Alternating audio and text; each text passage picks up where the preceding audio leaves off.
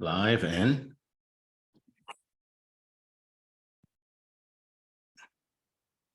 all right. Good morning. Good morning. Good morning. Welcome to the Daily Huddle. My name is Giovanni Gonzalez, your co-host for Friday, where we talk about everything and business and leadership.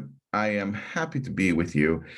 And anyway, to start the day, I was waiting for Andrea, really, because perfect timing. We had this sync. I'm like, I'm gonna do a couple of things. I'm gonna make wait a I wanted little. to ask you something, Andrea. What's that, Gio? And this comes from Maya, actually, my 5-year-old. Mhm. She says, "What did the owl said when it broke its leg?" Ouch. I don't know. Ooh, ooh, ooh, it hurts.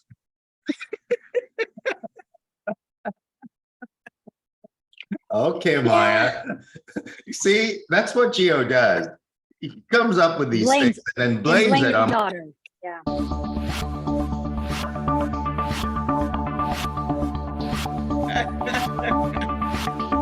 They're awesome. I love them.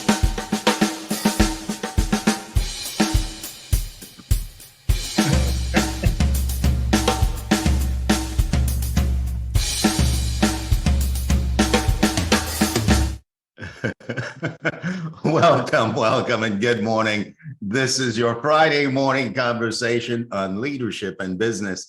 And if you're like any other human being, you are a performance beast. You're always looking to elevate your performance, aren't you? If that's so, raise your hand. Let me see that. You are, right? And yet there is that place you get to where you bump up against a ceiling of some sort, and you're wondering, what is that ceiling? Well, that same ceiling you bump into, organizations and companies and institutions around the world deal with the same thing.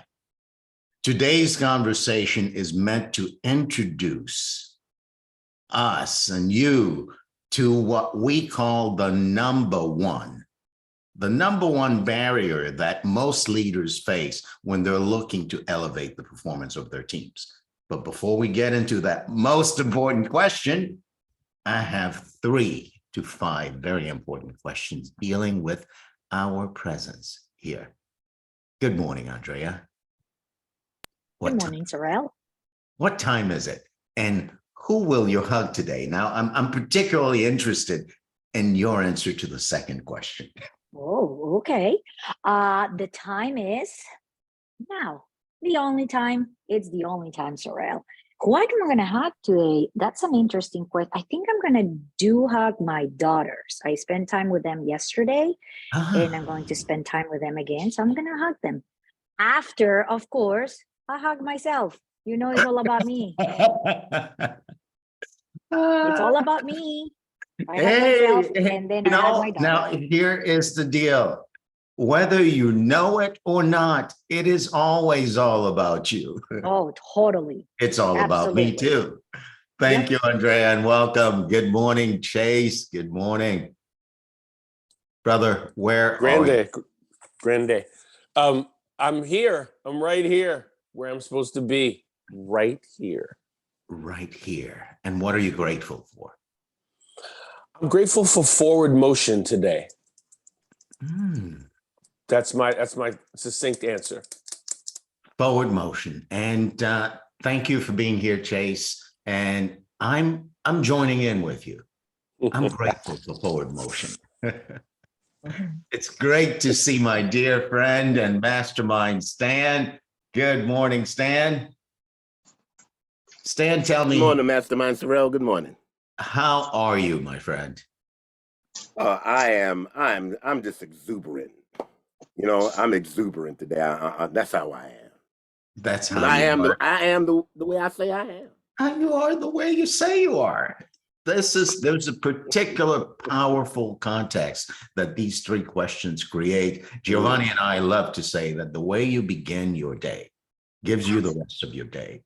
And the way you live today gives you the rest of your life. Life. I'm delighted this morning to be introducing to you Giovanni Gonzalez as the leader of today's conversation. I'm going to dance with him, but I really told Giovanni this morning, I said, Gio, I want to introduce you as the author of this context. What Giovanni's created is a course called Access the Leader Within. What he's also created is an adjunct to that course, which is a leadership program for companies. And there are 6 to 10 sessions in this leadership program that allows leaders of companies to deal with the question we were talking about earlier. How do you elevate the performance of your team when it seems impossible? How do you elevate the performance of your team and leave them not just fulfilled and happy, but your partners in fulfilling the vision and the mission of your company? And I am proud to say that Giovanni has been at work, opening up himself, being vulnerable, and creating whatever he needs to create to be the human being who could lead that conversation for companies of all sizes. His customers leave fulfilled, happy that they dealt with him and his team, and also knowing that they got their money's worth. So, Gio, it's my honor to introduce you this morning as we create together the power context for performance in organizations. Good morning, my friend. Good morning, Saurel. Thank you for introducing me that way. There's always something special about being the guest speaker at the Daily Huddle, no matter how many times I'm here.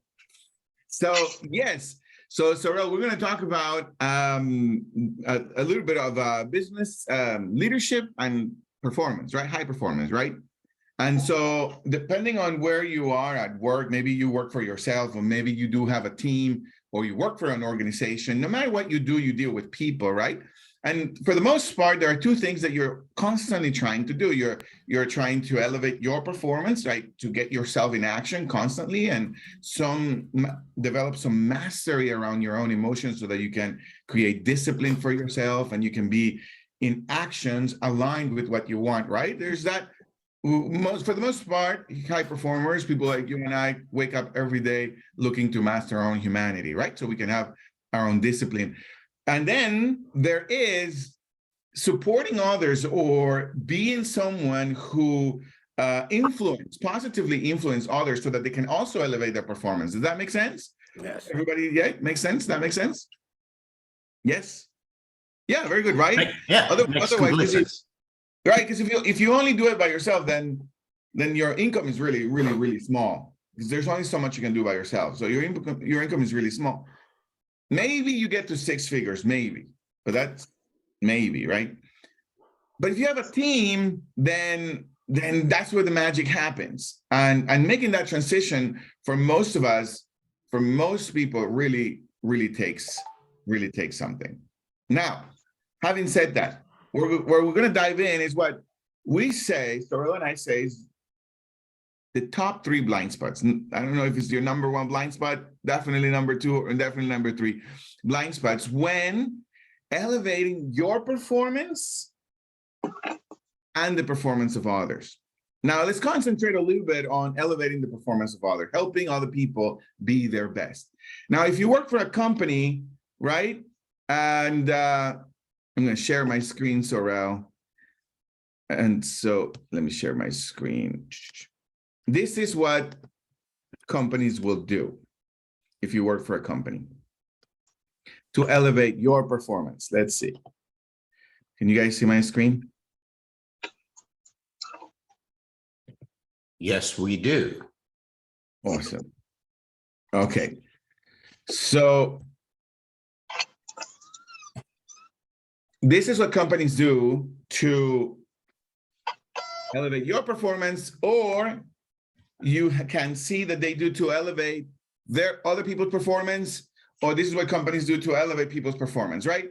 Maybe lots of surveys, right? How do you feel?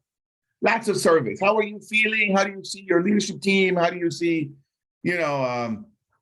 the customer, how do you feel when you come to work? Or they take people to lunch, or they bring lunch, right? Or they do a year-end party, you know, like you just maybe went through one recently, or you did that for others. You created a party, or you give gift cards and Starbucks and gasoline cards, and, you know, you create raffle tickets, and every now and then maybe if you have a little bit more of a budget and you have some key employees, then you start looking into executive coaching, right? Because you want to support people's blind spots. And maybe sometimes you get people closer to the mission of the company, right? Some version of this. Yeah? You're And then doing you some cross version your of- fingers and hope it works. And then you create gotta- high performance. Yes, and then you gotta sort of cross your fingers and you hope it works. You and I, or most people, are doing some version of this. In addition to also hope that people do the right thing. Don't we hope that people do the right thing? Aren't people supposed to do the right thing? Aren't people supposed to be responsible for the task, to start it and complete it until the end? Right? Aren't people supposed to be nice to each other? And aren't people supposed to give good customer service? There's some things that one would say are common sense that are not always done, aren't they? Make sense? Yes? Yep. Yeah. There are things that you know you could do for your own business. You know you could do them, right? Like if you work for yourself, you know that probably increasing your pipeline was going to make a difference. Wouldn't you say?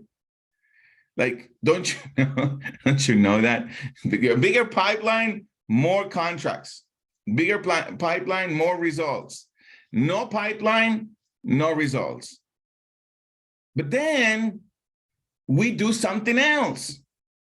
So maybe what we say is, maybe what you know doesn't use you.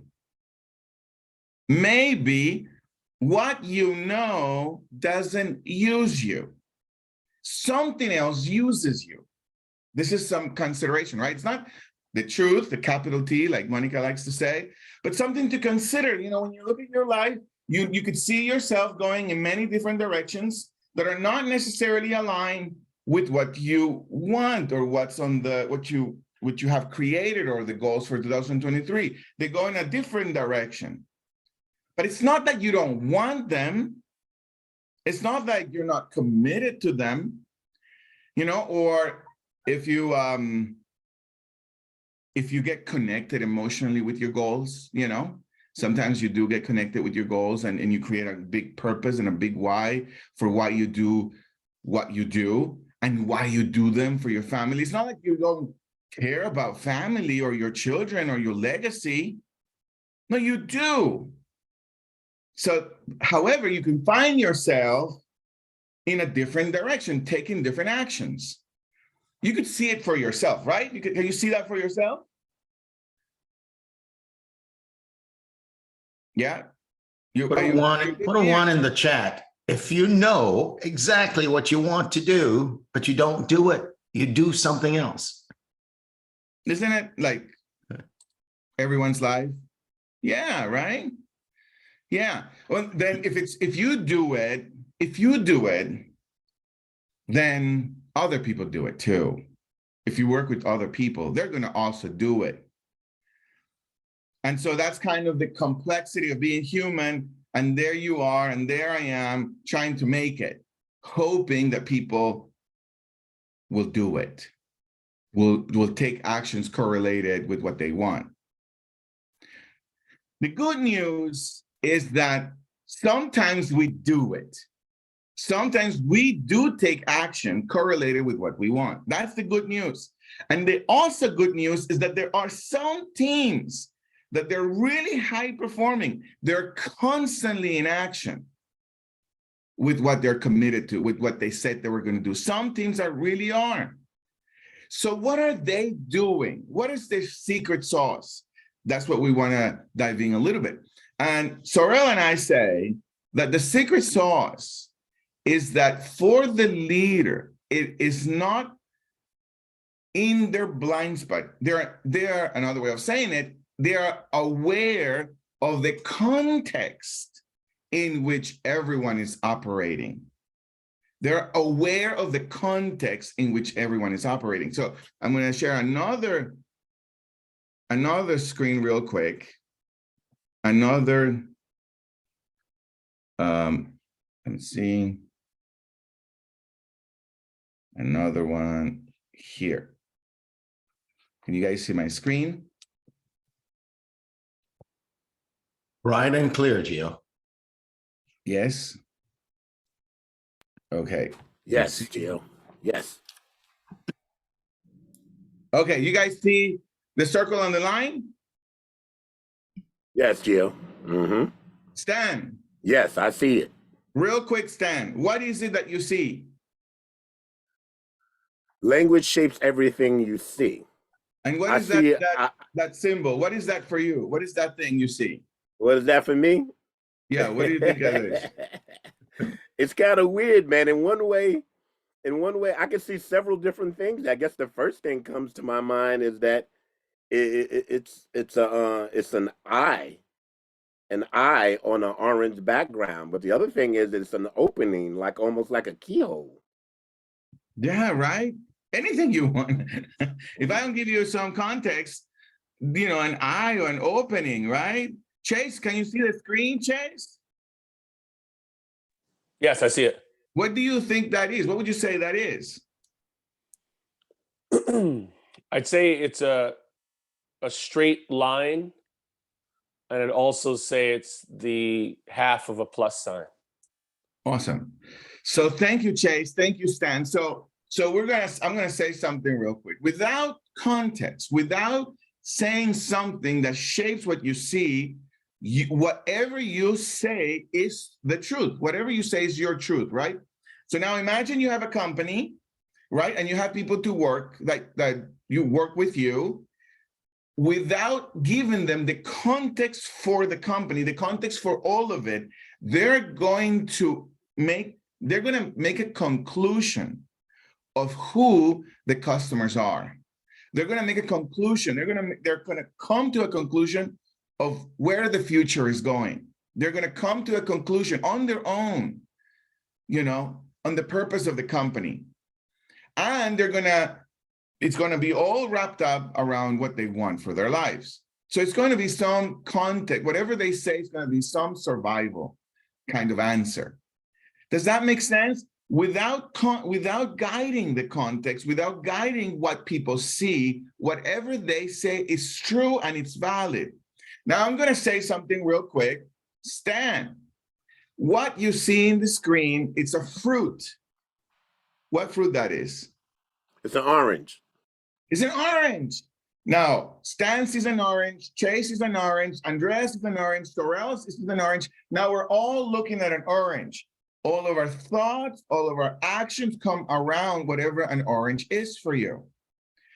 Now we're guiding the conversation. Now we're all aligned in a conversation. You can do the same thing in sales. So imagine that the circle and the line was the symbol of sales, right?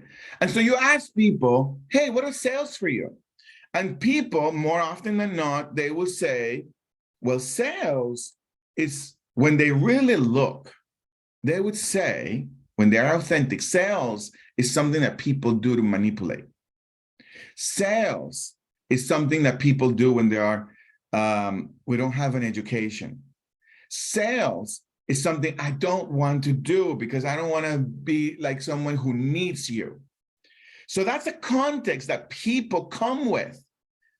Now imagine your salesperson or you being a salesperson of your own company without distinguishing what is the context in which I see sales in.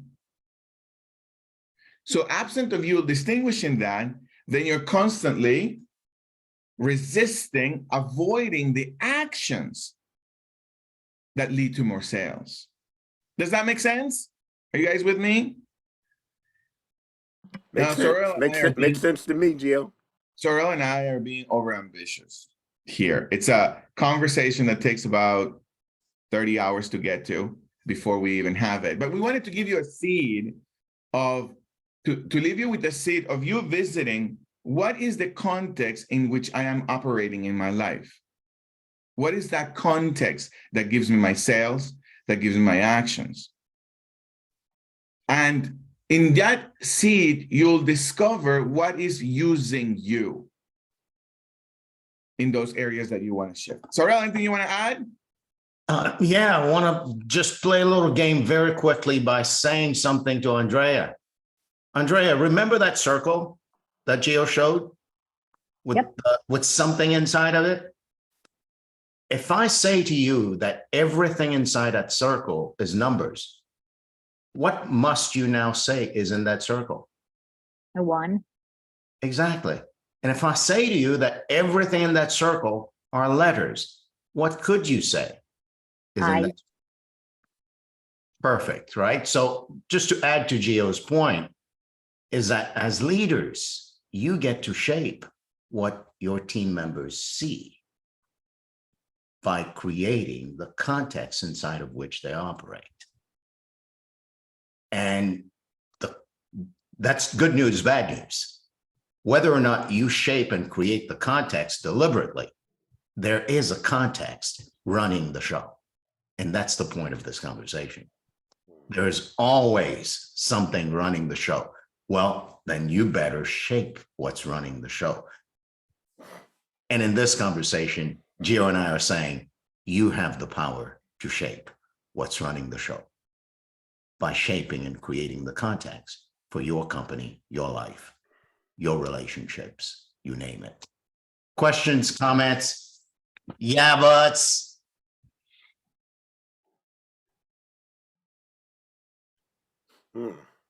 Well, I have, oh, sorry. no, go right ahead, Andrea. You first. Okay, I just super quick. When you guys, it triggered my mind, it triggered my creativity when we were talking about that orange or that circle or that letter or that number. That we also, when you are an entrepreneur, you also have the option to shape that and see whatever you want to see. That's when you trigger what you do and communicate to your team. So also is that process of investigating that orange circle so you can truly identify what it is, then communicate. So you need to be truly clear about that orange circle first before you communicate it to your team. Because I when I was doing the exercise, I couldn't stop by seeing kind of the hole where you put a key on it. And I'm like, what if it's not an orange? What if it's not a fruit? What if it's, and then you start thinking about what if, as an entrepreneur, as a leader, you truly need to make a decision, stick to it before you communicate it to your team. I don't know if you guys want to expand on that, but that's what it was like rumbling in my brain. You have to be clear and precise about what you want to do first, because language matters before you communicate it to your team. Yeah, we say language is everything. And what it's precisely, Andrea, I don't want to change anything you said. That was brilliant. The one thing I'm going to add is that really helps really supports people in leadership is to have people say what they see first before the leader shapes what it is with the details that you were pointing to.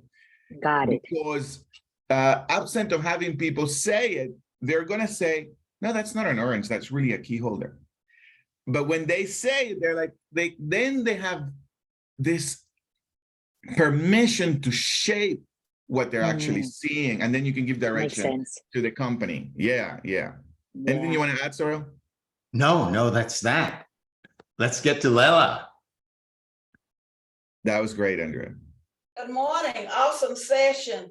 What I thought about, the first thing that came to mind, of course, when I saw the circle with the line in it, was a piggy bank to put money in. But went back to a book that we recently read in the Motivational Readers Mastermind Network, Becoming Dynamic with Elmer Harrison. And she taught us through her book, and then I've been in sessions with her, that we tell, as business leaders or anyone, we tell people what to think about us. We have that power to tell people what to think about us. My name is Lela Oshjos. I own TVP Services Inc. And I can paint a picture of your business in numbers. We can tell people in 30 seconds what to think about us and our businesses. With that, I'm complete. Powerful session. Thank you. Precisely, Lela. And that will be what we're adding here for Saurel and I, what we add, using what you just said. We tell people what to think about us, right? We can also tell our team what to think of the company. We don't want the team to just think whatever they want. Key holder, piggy bank. No. I want you to, when you see this company, this is what I want you to see. I want to shape what you see. And like Andrea was pointing to, it's gotta be something that when I read it, when I see it, it inspires me. I mean, it moves me. It reinvents me every time. For the team as well, not only for our clients, for the team as well. Yeah. Thanks. Go ahead. It's funny listening to all this about the context and about how people want things to be in their company. Just a quick story. I have a friend that worked with Prince for 6 months. He's a horn player. And he said his friend warned him before he took the contract. He said, look, he does things a very simple way. If you don't like it, you're not going to last long. And he's going to tell you what to do. And if you don't do it, he's going to be not happy with you. And he said, wow, it's that serious. He said, it's that serious. And he said, okay. So he took the gig and they played in the O2 Arena in England for 21 days in a row. And one day he came to rehearsal because Prince does these sound checks in the daytime because he doesn't want to deal with all the fans rushing to whatever. He gets in and he gets out. And he comes in at the last minute before the show starts. So they get there and they're playing. And in the middle of a song, Prince stops and looks at him and says, where's your handkerchief in your suit? And he goes, oh, it's right here. And he went inside of it. He didn't have it. He picked a different suit at the last second. He didn't have a pocket square. And Prince said, that's $250. 2, 3, 4. And went back into the game in front of everyone. And I said, how did that make you feel? He said, look, man, the guy was paying me $2,000 a week. I knew what he wanted and I messed up. What could I do? I had to pay the $250 in cash and that was it. That was what the deal was. And he said he was one of those guys that this is what we're doing. This is how we're doing it. If you don't want to do it that way, I'll find someone else. And he told me a few other stories that I'll share another time. But that guy told you what he wanted. He got what he wanted. And there was no blurriness at all. Like, I just respect that because in my company with my musicians, they know me. I just want you to be on time, look good, know the material, and perform at the highest peak. That's all I want from you. But if you're not on time, I'm taking some money from you, right? And I will do it in silence. I won't be angry at you. I'll just take it away and you'll be like, oh, wow. And I think that clearness and that when you're clear about what you want, I mean, like Lela was saying, we tell people how we want them to treat us anyway, or who we are. And I think one of the qualities of a great leader is to convey that message without coming across as this, holier than thou jerk and different things.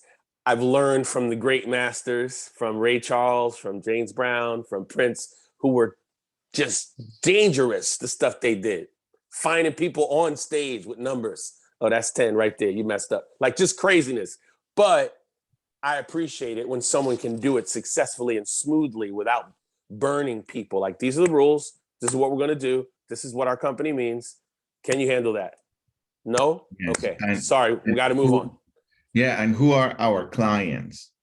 One of our clients takes a picture of their clients, how they dress, how they are, and then they ask their employees, who are they for you?